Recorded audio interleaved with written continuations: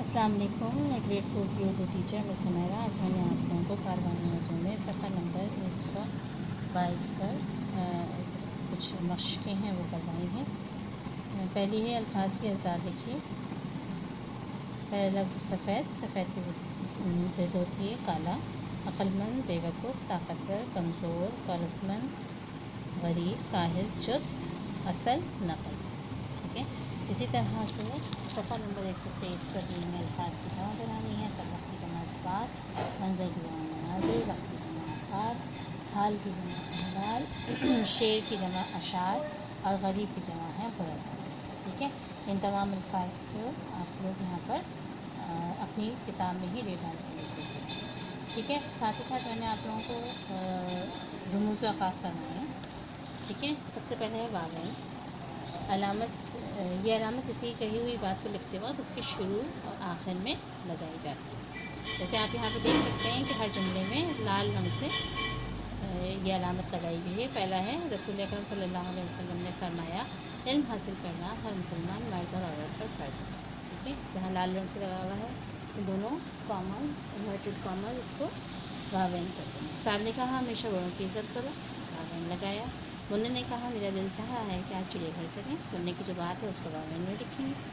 ٹھیک ہے، اب یہاں پر عبارت دیکھیں آپ لوگ، عبارت کو غور سے پڑھیں اور ضروری جگہوں پر علامت وقف یا واوین لگائیں۔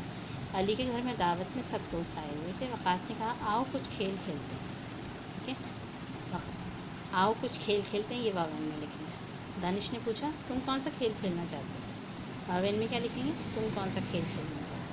عمیر بولا ایسا کرتے ہیں کہ سب مل کر لفظوں کا کھیل کھیلتے ہیں۔ ٹھیک ہے، اس پہ واوین لگائیں گے، سب مل کر لفظوں کا کھیل کھیلتے ہیں۔ امی نے آواز لگائی بچوں کھانا تیار ہے، کھانا کھا لو پھر کھیلنا۔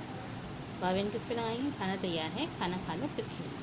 ٹھیک ہے، اس طرح سے واوین لگاتے ہیں۔ آپ کو یاد رکھیے گا، انگلش میں اس کو انورٹیڈ کامرز کہتے ہیں اور اردو میں واوین کہتے ہیں۔ اچھا، صفحہ نمبر 124 پر علامات تعجب یا ندائیاں لکھی ہوئی ہے۔ آپ دیکھ سکتے ہیں لال رنگ سے جو علامت لگائی گئی ہے اس کو علامت تعجب کہتے ہیں۔ ایسی علامت یا تو ہم کسی کو مخاطب کرتے ہیں اس وقت استعمال کرتے ہیں، یا پھر خوشی، غم یا حیرت کا اظہار کرتے ہیں تب استعمال کرتے ہیں۔ جیسے جملے میں آپ دیکھیں دوستو میری بات غور سے سنیں۔ ٹھیک ہے، ہم نے اچانک سے مخاطب کیا نا دوستو، جو اس کو لگیں گے۔ اچھا، جب یہ علامت لگتی ہے تو اسم جمع کے ساتھ نون غنہ نہیں آتا۔ جیسے بزرگوں لکھتے ہیں تو بزرگوں آئے گا، واؤ کے ساتھ نون غنہ نہیں آئے گا۔ بچوں میں نون غنہ نہیں آئے گا، ساتھیوں میں نون غنہ نہیں آئے گا وغیرہ۔ ٹھیک ہے، سبحان اللہ کتنا پیارا پھول ہے، سبحان اللہ کے آگے علامت تعجب آئے گا۔ افسوس پاکستان میں چھا گیا۔ ٹھیک ہے، افسوس پاکستان میں چھا گیا تو افسوس کے آگے آئے گا واہ کتنا اچھا نتیجہ آیا ہے۔ ٹھیک ہے، حیرت کا اظہار کرنا، خوشی کا اظہار کرنا، شاباش تم نے بہت محنت کی۔ ٹھیک ہے، اوہ یہ خبر سن کر دکھ ہوا، خبردار گیلے ہاتھوں سے بجلی کا تار نہ چھو۔ تو ان تمام جملوں میں آپ دیکھ سکتے ہیں کہ خوشی، غمی اور حیرت کا اظہار اور کسی کو مخاطب کرنے کے آگے ہم علامت تعجب لگاتے ہیں۔ ان سب کو اچھی طرح سے دیکھ لیجیے، انشاءاللہ ہم اس کی سرگرمی کریں گے نیکسٹ کلاس میں۔ جزاکم اللہ خیرا۔